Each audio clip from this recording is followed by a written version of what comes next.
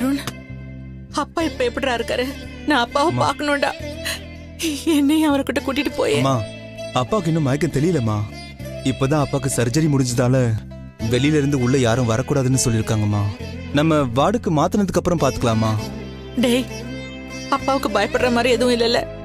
தயவு செஞ்சு மறைக்காம சொல்லுப்பா. இல்லம்மா, அழுகாதீங்கம்மா. அப்பாவுக்கு கிரிட்டிக்கலா எதுவும் இல்ல, பொழைச்சிட்டாரு, நல்லாதான் இருக்காரு. ஆனா நினைவு திரும்பறதுக்கு தான் முன்ன பின் ஆகும்னு டாக்டர் சொல்லிருக்காரு.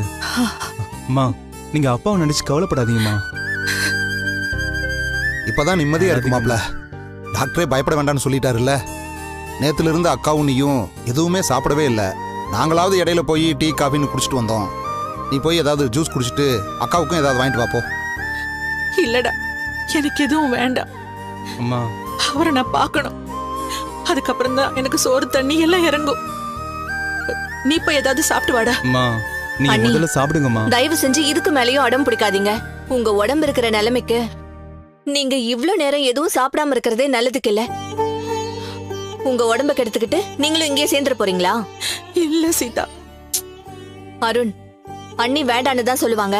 நீ போய் ஜூஸ் வாங்கிட்டு வா, நான் அவங்கள குடிக்க வைக்கிறேன். அம்மா, நான் போய் வாங்கிட்டு வரேன். மாமா, அம்மா பாத்துக்கோங்க.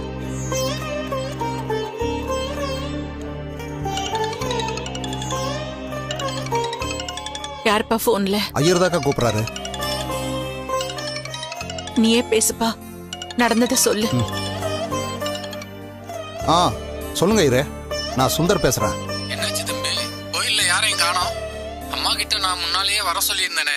இவ்வளவு நேரம் ஆகி யாருமே இன்னும் ஏன் இங்க வரல? ஒரு நிமிஷம் இருங்க அக்கா. அவரு என்னப்பா சொல்றாரு? நான் கோயிலுக்கு வந்துட்டேன், உங்களை யாரையுமே காணுமேன்னு கேக்குறாரு. என்ன சொல்றது? ஒரு 5 நிமிஷம் கழிச்சு கூப்பிடுறேன்னு சொல்லுப்பா. ஐயரே, சொல்லுங்க. ஒரு 5 நிமிஷம் கழிச்சு கூப்பிடுறேன். சரி, சீக்கிரமா கூப்பிடுங்க. எனக்கு என்ன சொல்றதுன்னு தெரியல சுந்தர்.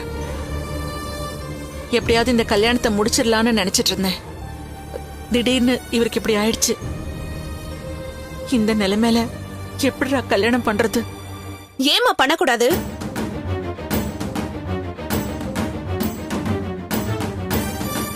அப்பாக்கு சர்ஜரி நல்லபடியா முடிஞ்சிருச்சுல. இனிமேல் பயப்படுறதுக்கு ஒண்ணும் இல்லன்னு டாக்டரே சொல்லிட்டார்ல. அப்புறம் ஏன் யோசிக்கணும்?